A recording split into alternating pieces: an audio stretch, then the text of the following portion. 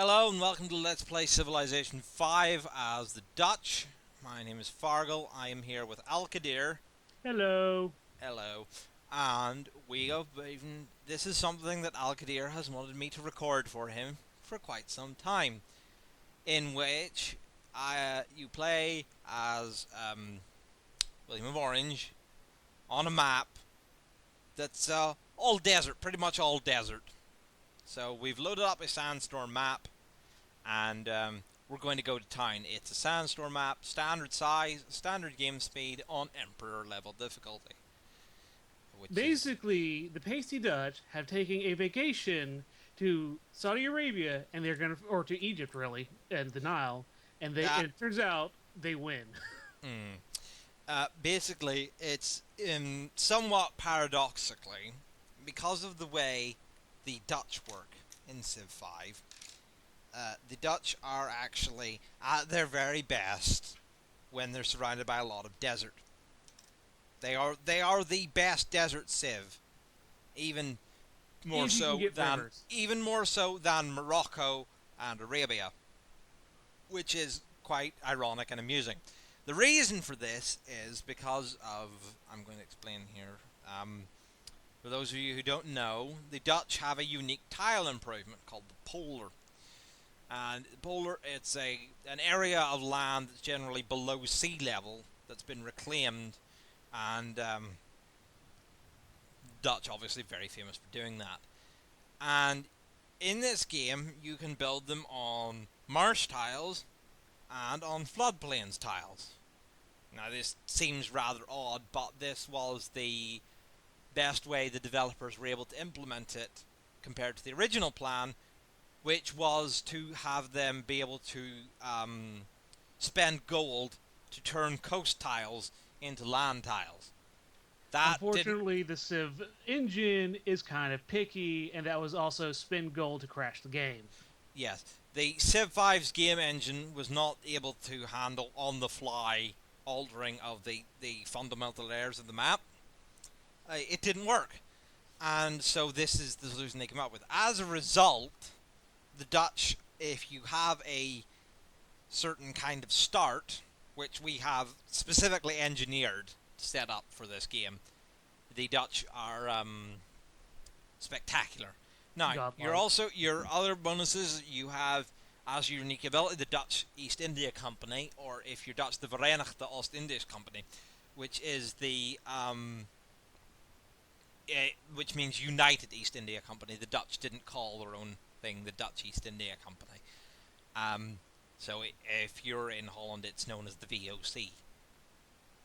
And the Dutch East India Company, if you trade away your last copy of a luxury resource, you still keep half the happiness. And your other unique unit is a unique privateer in the Renaissance era. It's a ship, it's a melee ship called the Sea Beggar, and they start with it's a powerful ship that starts with some extra promotions. So we'll get into the game here, and you can see here we have set up specifically a start where we get a lot of floodplains. All of those tiles are already worth 2 food. They're going to be worth 5 food once we get polders.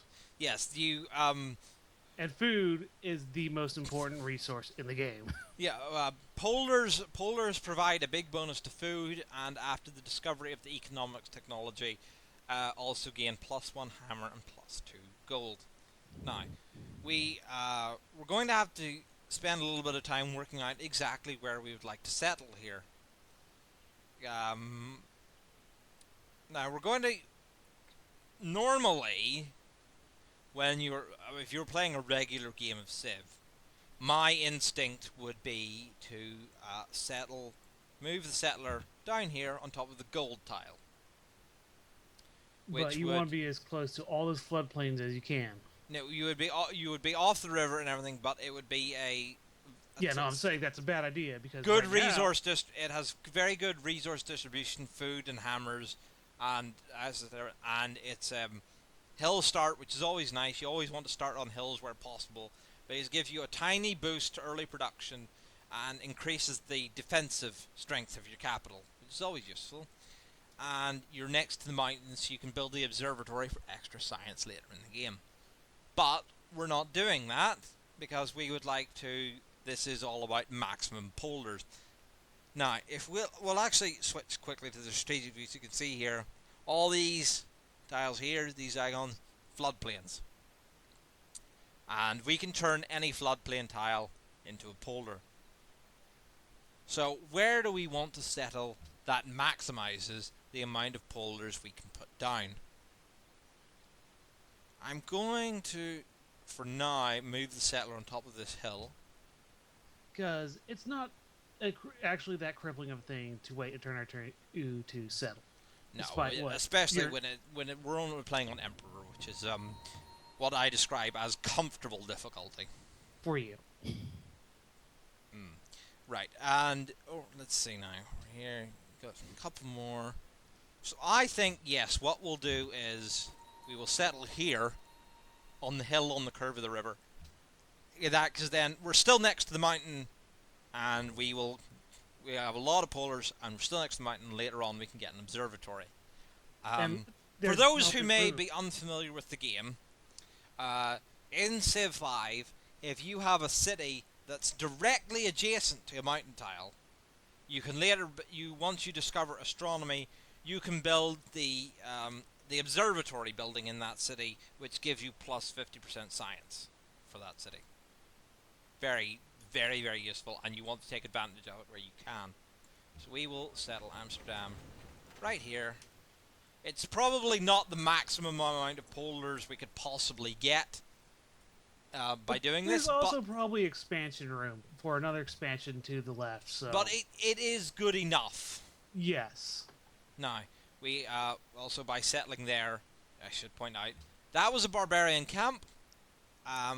If you settle, or your borders expand on top of a camp, it's automatically destroyed. Oh, as a side note, you've also got a lot of hills, which if you don't have a river going through the desert, if there's no floodplains, hills are the second best or the best desert tile. So, well, yes, you see because over here, they you can see actually are worth an input flat resources. No, desert by itself offers no food. You get no food from desert, as you can see here from the little tooltip. No desert.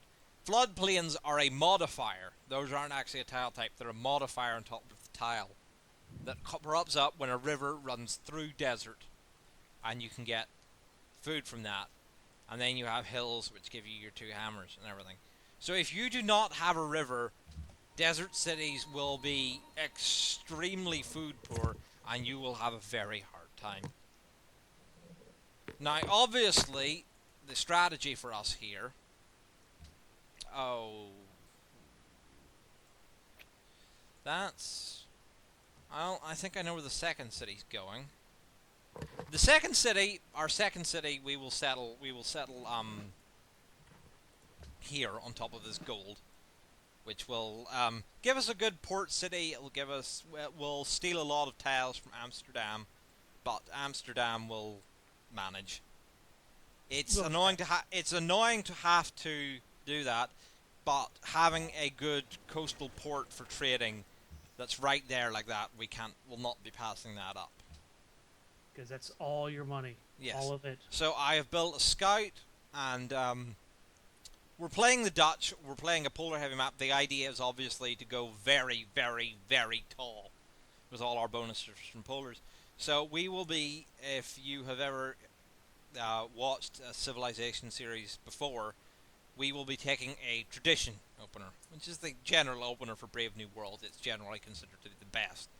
But so we're going for a scout worker start rather than some people do scout worker, scout monument thing. There's various different ways to open your game, and in this case, we will. Too bad that wasn't your scout. Doesn't matter too much. Yeah, so it's lots nice of to have a gold. scout that you can actually keep and upgrade. Lots of gold. We will. Well, that's Jerusalem. That's very nice. That gives us 8 faith. Yeah. So now here's the question: are we going to go for the sacred sands, No. or are we going to go Uh, for religious idols? um, I don't know. Depends. 8 faith is not enough for us to get it on its own, and it will depend on us getting the shrine up. But given that we got the early faith bonus like that, I think we will change and we'll switch to a shrine, trying to build a shrine. And for those who don't know, right, in the game, the religion system, you have a lot of initial beliefs that you can pick. They're like little bonuses that you can get if you accumulate enough faith early on in the game, and it just gives you a bonus. And faith, pantheons are drawn from a pool, and once somebody takes it, nobody else can take it. And I will. So I'm trying to build the shrine, which is an early build. The early building. It's available right at the start. Here's our People first of the neighbor. United States of America welcome you. It's Bill Clinton. It's Dickbag. I will probably fight him just because Washington is your folders. Washington is a very irritating AI. Expands everywhere, and he's right next to your folders. No, he's very belligerent about territory. If you're on the other side of the world from him, he's a good buddy. If you're anywhere nearby, he's very belligerent. If he's on the other side of the world, you will still get the modifier that you own lands that he covets. Possibly. Anyway, so I was explaining about the pantheons. So I want to try and get ticking faith. Someone else got a pantheon. You should probably check what they got. This is Sandstorm, so they might have gotten Sacred Sands. Desert Desert folklore. folklore. No, well, I understand that it was a good old in-joke, but no, it's been several years and no one knows what we're talking about. Don't explain it, just desert folklore. Fine, but if we ever play Sweet Sandstorm... Desert folklore, for those who don't know, is a pantheon that gives +1 faith from desert tiles. Alkydere is referring to... in-joke, it's literally imprinted in my head that way. Right. So, it's an old in-joke between us. So yeah, I'm trying to get the shrine so I can get faith taking up to try and get the pantheon, because having the +8 bonus faith that we got from finding Jerusalem gives us a good head start. And because every time somebody else gets a pantheon, the cost for the next person to pick a pantheon goes up. So I think the next tech I will pick will be writing. The most important tech in the game. Yes. I worry a lot that I'm not explaining things well enough. We've met Catherine of Russia. You're planning to do a whole bunch of series of these that people figured out. And this isn't exactly a new game, so... Yeah. Okay. Now, we will finish building the worker now. I will start sending the spearman back towards Amsterdam, because I want him to stick around to protect the worker when he's come out. Workers are civilian units. They cannot defend themselves, so I want to keep the spearman around to protect him. We need 15 faith before somebody else gets... Whoever's the next person to get to 15 faith will get the next pantheon. And I'm hoping it will be us. Now, since this is a desert map with this kind of start, I will obviously be trying to... There's a particular wonder in the game. Now, getting to it on a map where most people have a desert start will be very difficult, but if you do get it, there is a wonder that can only be built if you have a desert city. It is called Petra. It gives you an extra trade route and massively increases the yields of all desert tiles that are not floodplains. Somebody else got Pantheon, Goddess of Festivals, so now our cost goes up to 20. There is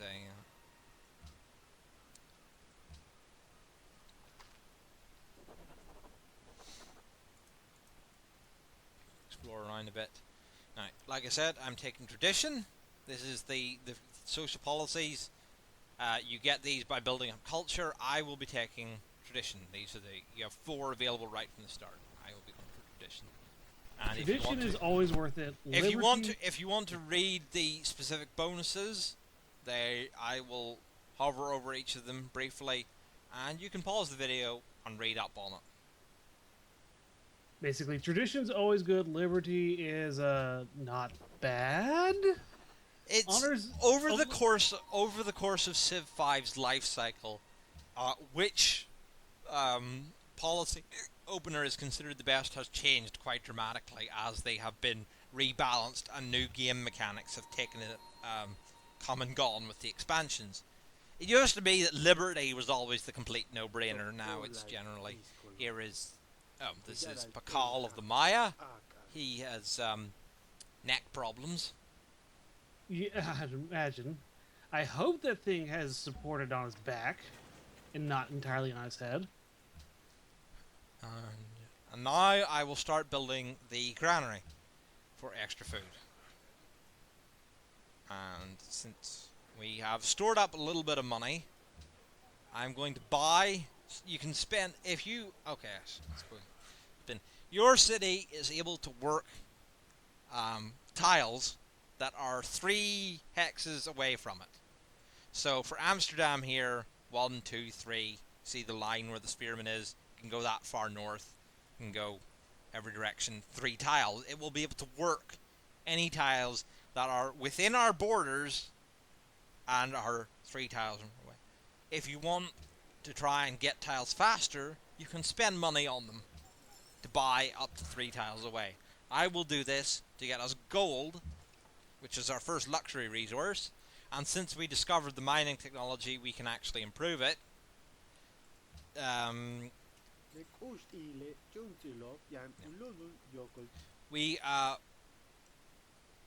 Luxury resources are important because they are your primary method of getting happiness. And if your city's unhappy, if your empire's unhappy, your cities won't grow, your units fight worse, you take a penalty to your production. It's not good. So I will be doing that to try and I will connect gold to try and get us happening. Since we're playing a Dutch game with a lot of polders that make us grow very large, very fast, it's often a problem if you're doing this sort of exploitative game that you will run out of happiness. And you will see me over the course of this LP taking a lot of effort to maximize happiness as much as possible. Okay, we can find a pantheon, we can pick one. And is it gone? Desert folklore has indeed been picked by someone else. I'm not surprised. It's not surprised. We will take instead religious idols plus 1 faith for each gold and silver. It is a very good consolation prize with the amount of gold around here. This is not. I'm not upset about this. Oh yes. It's just gold, and while you're not going to get as much straight faith, which is something you actually want to snowball early on, you will be getting culture, which is going to help your civilization in other ways. Like, your borders will expand faster, and you'll get more policies faster. So, which yes, is not a problem. I will definitely be settling our second city. Definitely right here on this gold tile, I think. Yes, I think that will probably be the best. For where possible, if you want to, you generally want to have in games where it's possible to do so, have at least one coastal city, which you use as your main trading port, because trade routes sent from coastal cities earn a lot more money than if you send them from landlocked cities. They can travel further and make more and are more profitable, but are harder to defend. Which is, yeah, really annoying when you've got that one little barbarian camp on like the or two tile island that no one, not even the AI, wants. It just keeps spawning triremes that will take out your cargo container ships. Yes. The religion Yeah. founded, Eastern Orthodoxy, whoever founded that. That means I will. Okay. Various AIs. We're playing an unmodded game right now, so I can say this with absolute confidence. AIs have a preferred religion that they will like to go for if it's available. Now it's just a name and an icon; it doesn't matter. But they will generally pick historically appropriate things if it's the most historically appropriate one if it's available. So Eastern Orthodoxy. The fact that that's the first religion that has been founded in the game, almost certainly by whoever picked the Desert Folklore Pantheon for a lot of faith.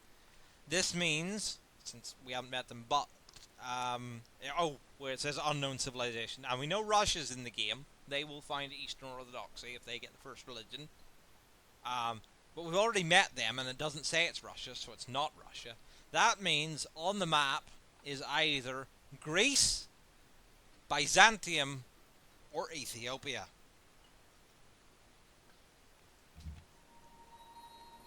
They are the only civilizations that will pick Eastern Orthodoxy above any of the other religions.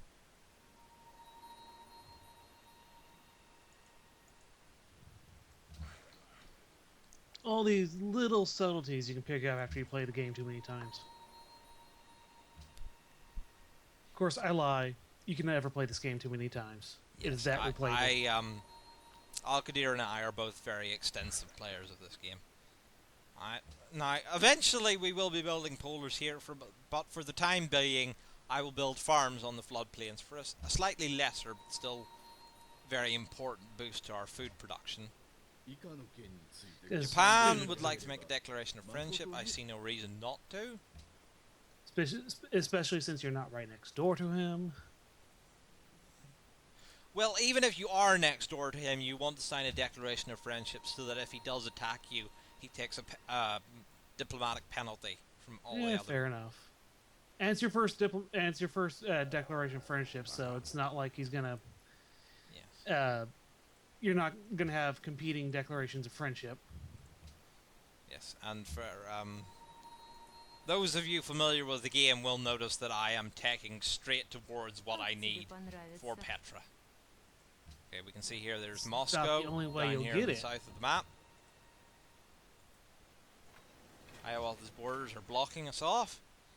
Well, now I will start building the library.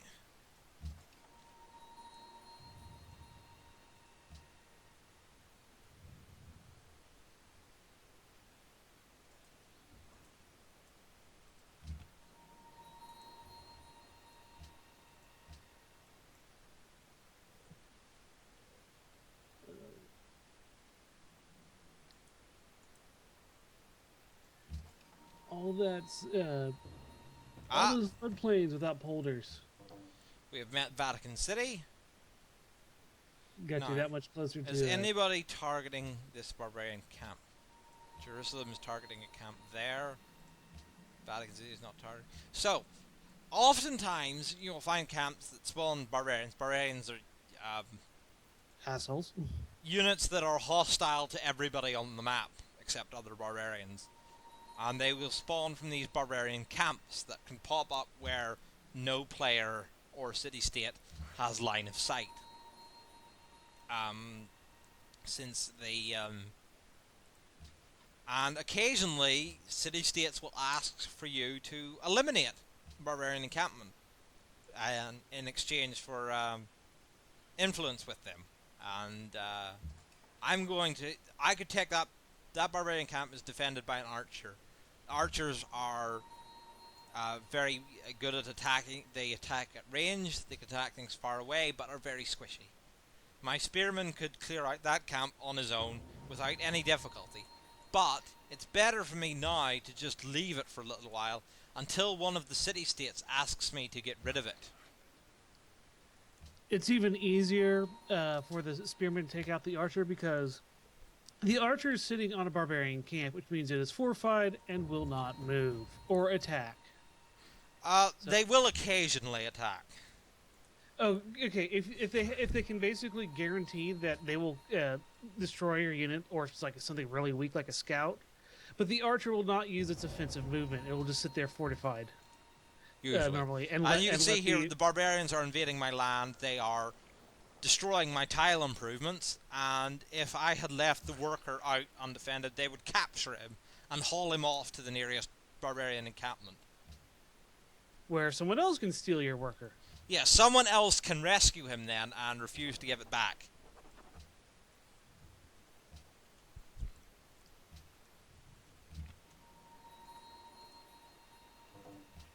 There's Mount Kilimanjaro. Oh, yay, a wonder. Yes. Natural wonders. They are special tiles on the map with increased special bonuses. Just finding one and being aware of one gives you +1 happiness. Meanwhile, their ability or their bonuses range from not at all worth it to entirely game breaking. We'll not get into that. Well, if we get into it, if we find one of the good ones, we'll get into it. If we find one of those ones, we will get into it, but I will, normally, if I find one of those ones, I just stop playing. I find them so infuriating and broken, I will just re-roll the game.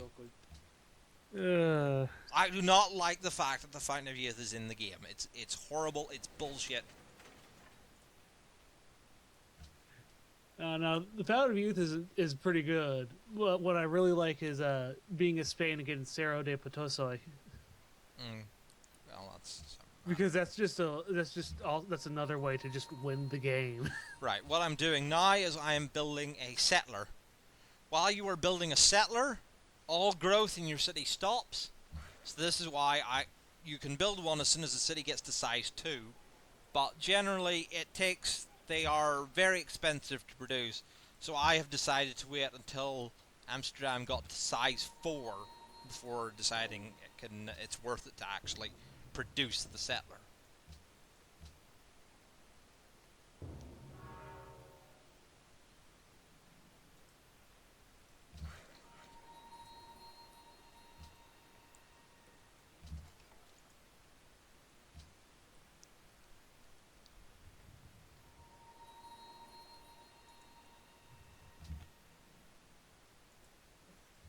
You always want to explore the map. Generally, it's this is something I get very lazy about in a lot of games, but you do want to explore as much of the map as fast as you can, really. Oh, you're not the only one who gets a bit lazy about it, but yeah, it's the reason finding, you want... Finding everyone gives you bonuses, and it's... Yeah. That's the reason one of the first things you want to build is a scout. Because every single city-state you find is gold, and maybe sometimes a bit of religion to get that early pantheon up. Yeah, faith. Every single ruin you find is a bonus that you get that the AI does not get. Yeah. And for every civilization that you've met that has discovered a technology that you do not, that technology becomes very slightly cheaper. So if you don't go out and meet your neighbors, you will find that you tech slower. And yeah, that's where I wanted to put a city, Washington being right next to it. It was going to happen. We knew it was going to happen. I will be going to war with him for that. At least you can get the second place one down there with all the gold. Yeah, but you can see here, it's got floodplains, it's got 2 luxuries we don't have, citrus and incense. I mean, it's right next to its capital, but it's also right next to my capital, and... That's never good, so yeah. Yes. If it wasn't for the fact that I'm trying to rush to Petra and get to Petra first, I would already be building up for war against him. Normally, early warfare, especially on the higher difficulties like this, is... it's extremely tricky and often crippling, but now I am going to try in Amsterdam to build... Well, no. If I'm going to build Get the Petra, I water don't bill. really That's have more time. production. That I'm going to. Well, actually, looking at how long it will take to research currency. I do have. I can try. I can get the hanging gardens to come out a little bit faster. I will.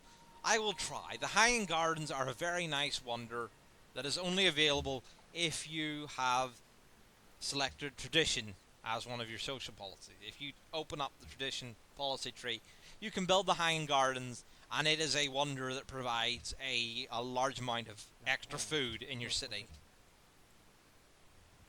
Catherine, move your scout. Move your scout. Move it. Get out of the way.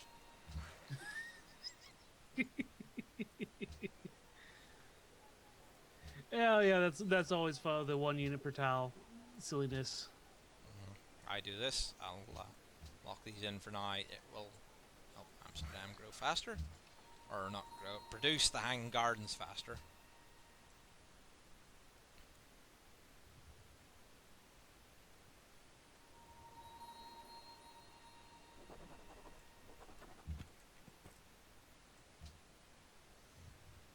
And take aristocracy for the bonuses to wonder building.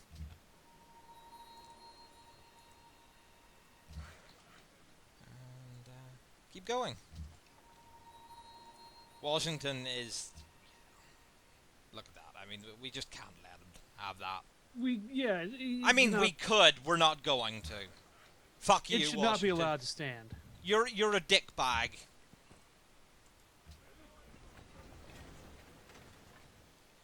So here we have Rotterdam. Dick bag, Mr. Grinch. Now, Rotterdam, for the time being, is not going to be working that gold tile that we have there. So even though it's right next to it, it's automatically unassigned it from Amsterdam because Rotterdam has settled there. And as the game thinks by rights it belongs to Rotterdam. But since Rotterdam isn't going to be working that for a while anyway, and we still want that extra 1 culture and 1 faith from the gold tile, I will steal it back from Rotterdam for the time being.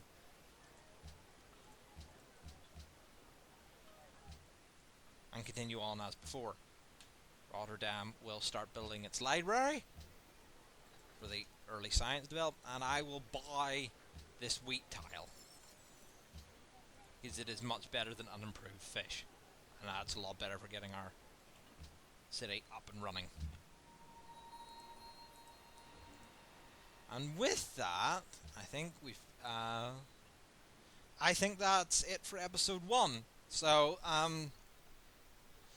thanks for joining me, folks. We'll see you next time when We'll stare more at floodplains that don't have polders yet. Yes. And then we'll invade people because they are improving their floodplains wrong. Yes. We'll get there. Eventually.